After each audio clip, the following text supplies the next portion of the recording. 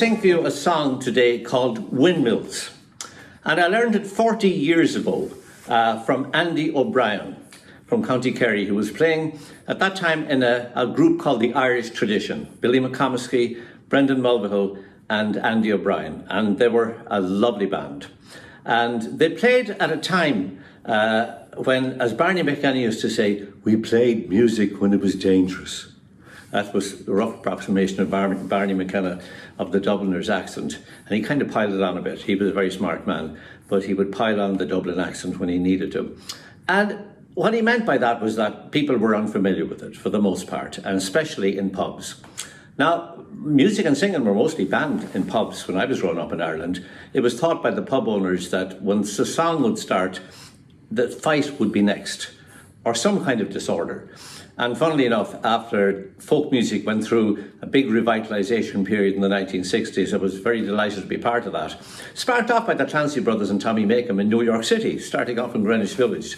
And we discovered our own songs over again, when I say we, the people of Ireland. And they mostly did it at that time in pubs. And the very same pub owners who'd be telling you to shut up if you sang were now paying you to sing. Did many gigs in pubs myself. And at that time, the pubs were very noisy and people wouldn't listen that much. And if you didn't do what they wanted, the owner would come up to you and say, look, you're not doing what the punters want. And we took pleasure in being fired from pubs. It was kind of a badge of honour. I was in a group called the Emmet Folk Group with a fellow called Brian Bolger from Wexford and Donal Lunny from Kildare. But anyway, in America, the pub scene started really in the 1970s, the Irish pubs, with music. They were everywhere. And after a few years, Washington, D.C., one in Philadelphia where I lived, the Plough and the Stars, many in New York. And singers would come out from Ireland once the ballad boom, as we called it, had ended in the 60s. Many of the singers came from Belfast and Dublin, other parts of Ireland, to make their living in America. They were kind of hooked on it, and you would be. Now, you have to sing again what the punters wanted, and often that was the Clancy Brothers and Tommy Makem's repertoire. And some of the bands started to develop their own. The Irish Tradition was one of those bands that had a mixture of beautiful jigs and reels, top instrumental players, Billy McComiskey and Brendan Mulvihill. You could find no better. And Andy O'Brien, who was a very solid pub singer, and he loved to sing, and always had a good ear for good songs. And I met them down in Washington, playing in Washington, D.C., in a pub called the Dubliner. And I was very honoured when they asked me to produce their first album, which we made up in Buchanan, Connecticut. And it was called The Corner House. And Andy O'Brien sang Windmills. I think he'd learned it from Liam Clancy and Tommy Makem, who also had a great ear for good songs. And I sang the harmony on it, and then more or less I forgot all about it. And recently I remembered it again and started doing it just myself here, and in the key of F, and said, God, that sounds great. And then I called up Billy McComiskey and said, would you play Windmills with me if I did it? And he said, I would, of course. And he had to relearn his part. He made up a lovely instrumental part. Had to relearn it. I kind of had to relearn it too. I never actually sang the song as a lead singer. Delighted to do it now, and in honour of the Irish tradition and all the great times that we had together touring different parts of the country and all the development we got up to. The song was written by a man that I admired a lot when I was in England with the Johnstons, and he was a native of the Lancashire area in the scenic northwest of England. He was a singer and a songwriter. He wrote that song, very famous song, Bread and Fishes, who went to #1 in the Irish hit parade. It's a beautiful, beautiful song, and it's sung by a lot of choirs, in fact, today. It's part of the school curriculum in England. Alan Bell was also a folk music organiser, and he organised the Filed Festival in the year 1973 when I left for America, so I never got to play it. And he did that in Liverpool. And he was a member of a famous group called the Taverners.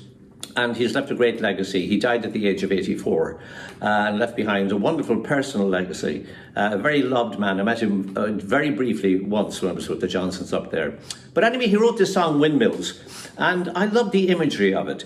We didn't have too many classic windmills in Ireland. We had a lot of mill towns. In fact, there's so many mill towns in Ireland you couldn't count them. And you needed, of course, mills for the grinding of corn. And they were all over the place.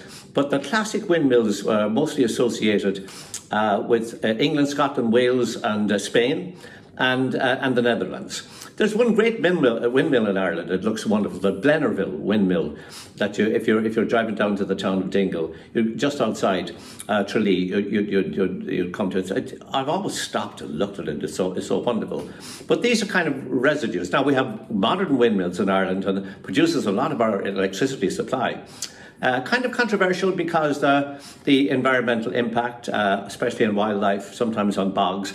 But I think everyone would agree, is better than the nuclear option. So they're here to stay in Ireland, and the song is here to stay. And it gives me great pleasure to sing it with three of my favourite musicians: Billy McComiskey, back doing Windmills after 40 years; Brenda Castles from County Meath and Concertina; and Hayley Richardson from North Carolina. Windmills.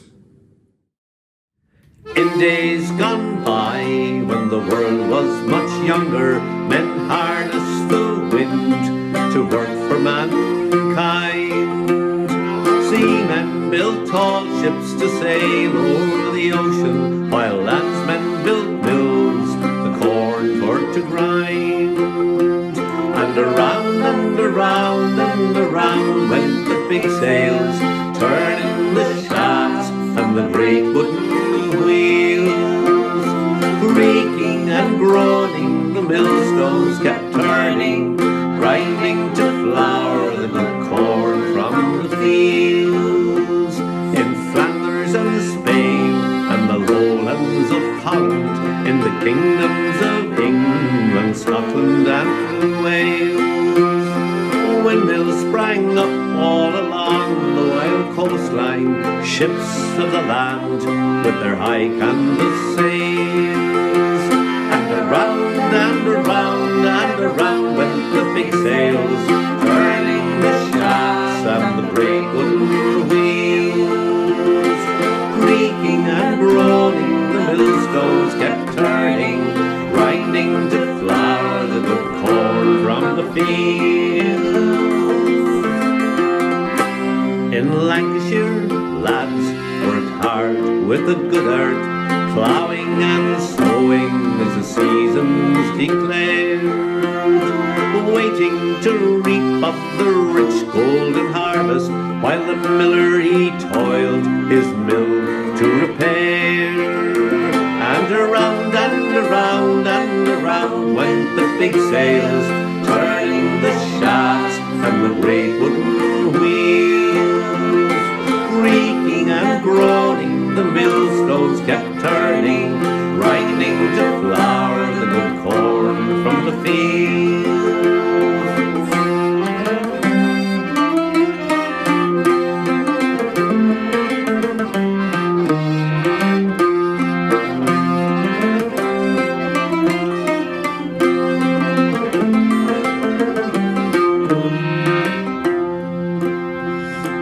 Windmills of old wood blackened by weather, windmills of stone glaring white in the sun, windmills like giants all ready for tilting, windmills that died in the gales and are gone.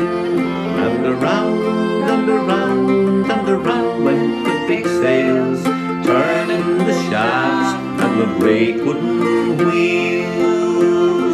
Creaking and groaning, the millstones kept turning, grinding to flour the good corn from the fields. Grinding to flour the good corn from the fields.